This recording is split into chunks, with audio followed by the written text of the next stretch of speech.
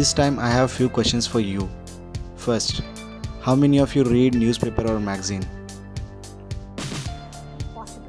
Now, many of you have been consuming news for years. Some of you have probably recently developed this bad habit. Have you noticed it change? Second, how much is the cost of newspaper or magazine? Let me tell you. You see, news costs money. Surprise, no? It's a very expensive operation. It's not simply a person sitting and writing anything जैसे कोई WhatsApp forward पेल रहा हो. In all fairness, considering some of the amazing knowledge imparted by news anchors and reporters these days, I'm not so sure about what is fake and what is a WhatsApp forward. Third, how many of you pay for the news that you listen, read or watch? No, Vinod. Anyway, news is not supposed to be like a WhatsApp forward or a YouTube comment. It's based on robust and thorough research, fact-checking, groundwork, editing, and then creating a report. This can require travel, time, many people working around the clock. And all that costs money.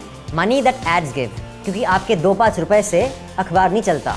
And your subscription, which is between 50 rupees and 3 rupees on Tata Sky and all these, that also cannot even pay the studio lights ka bill. Fourth, why Godi Media is free and has zero subscription charges? It is your duty to find out why is that. But just to clarify from my side, find out who they are praising all the time and you will get to know.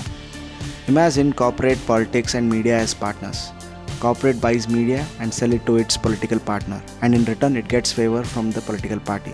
This story of wrecking a democracy has to be written on every wall of public places. इस वक्त भारत के किसी भी sector में golden age नहीं है accept गोदी media के सेक्टर में. मतलब उनका शानदार वक्त गुजर रहा है. उनको कहीं जाना नहीं है, जूता भी गंदा नहीं होता, कोट भी आप उसमें 50 पैसे सर्फ के भी खर्च नहीं होते. वो पहनना है और प्रोपेगेंडा करना है. हिंदू मुस्लिम national syllabus. Fifth, whether ads run on Godi Media have entitlements to the contents produced by media? नहीं बदलेगा. इसका विकल्प हमको ढूंढना पड़ेगा. इसका विकल्प हमको विकल्प के रूप में मीडिया को खड़ा करना पड़ेगा. जो उद्योगपति हैं उनमें हिम्मत नहीं है. उनमें हिम्मत नहीं है. उनकी कोई फाइल पकड़ी जाती है और फिर अचानक टेलीविजन चैनल का लाइन बदल जाता है. उनमें हिम्मत नहीं है. Sixth, who basically gives the ads? For news, तो पैसा न्यूज प्लेटफॉर्म तक पहुंचाने का एक जरिया है और एड्स वो जरिया है. So ads are basically a revenue delivery mechanism. Now who has the most money? अगर मुकेश भाई को छोड़ दें, so various governments and सरकार्स around the country have the most money. Let me give you an example. देखिए, ये हो गया बाघेल जी का add, full page. Modi ji का with Madhya Pradesh chief minister, सरकार बनी नहीं, ऐड ऑलरेडी आ गया है, फुल पेज. ये देखिए, अरे वाह, ये तो every the corporate journey, this is by R K. Singh, ये भी क्वार्टर पेज से थोड़ा ज्यादा. अरे आम आदमी पार्टी के पीछे केजरीवाल तो फुल फ्रंट पेज का ऐड देते हैं हर अखबार में. अच्छा, ये क्यों पीछे रहे मिस्टर रावत, त्रिवेंद्र सिंह रावत, क्योंकि उत्तराखंड के ऐड तो दिल्ली के अखबार में तो आना ही चाहिए. अच्छा, let me see who is left. Yogi ji, लेकिन योगी जी भी फार बिहाइंड. योगी जी तो give full page ad, lots of them. Modi ji फिर आ गए, because without Modi ji no newspaper is complete. Baghel ji, उन्होंने बोला चलो केजरीवाल दे रहा है, मैं भी फुल फ्रंट पेज ऐड देता हूं. ठीक है. फिर Yogi ji, of course like I said, the front page ad Yogi ji is never stop, and that's why he gets very nice coverage also. He is always best chief minister of the country and stuff like that. अच्छा, कर्नाटका के पीछे रहे तो येडियुरप्पा ने बोला ये लो मेरा भी half page ad, I will see your quarter page and raise you to half page. Ravishankar Prasad ने बोला मेरी भी फोटो लगाओ यार. तो which this is ICA telecom operators. चलो इनका भी लगा देते हैं. So basically as you can see I have made my point, but the best ad I liked is Gehlot ji ने बोला हम के पीछे रह जाए, हम भी दे रहे हैं ऐड. और हमारे ऐड का क्या होगा ना, हमारे ऐड का टैगलाइन होगी राजस्थान सतर्क है, so alert that he did not know that his सरकार was being shafted from the back while he was giving ads. Rajasthan सतर्क है.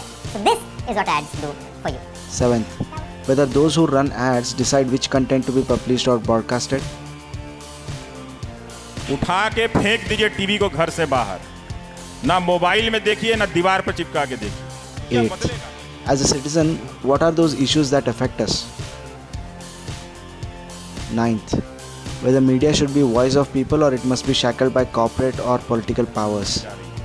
डेमोक्रेसी कोई डिब्बा नहीं है कि कोई वहां से ले गया. डेमोक्रेसी के खत्म होने की बात का मतलब यह है कि आप जो उस कुर्सी पर बैठे हैं, आपके बोलने की आज़ादी चली जाएगी, आपके सोचने की आज़ादी चली जाएगी, आपके लिखने की आज़ादी चली जाएगी और आप एक गुलाम स्थिति में रहेंगे. तो जब इसी स्थिति में रहना था तो फिर 100 साल क्यों लड़े आप? 10th, whether every citizen must pay for the independence of media?